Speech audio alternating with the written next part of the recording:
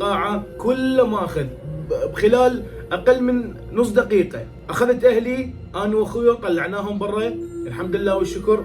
قدرت انقذ جزء بسيط من اهلي اللي هي عائلتي بس اللي كانوا قاعدين بصف الباب، فقدرنا نطلعهم اللي برا. فولد عمي جروا اللي يقدرون يجروا الاطفال، هي شالوهم شوراهم برا ورجعوا. رجعت انا وياهم، بس انا ما لحقت ويا ما طبوا، هم صاروا تقريبا بنص القاعة طفت الكهرباء.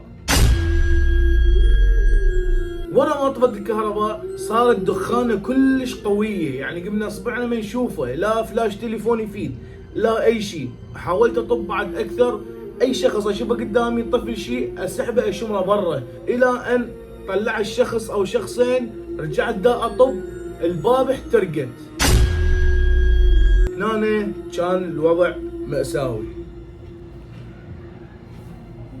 لا تخيل الموقف، هنا كان الوضع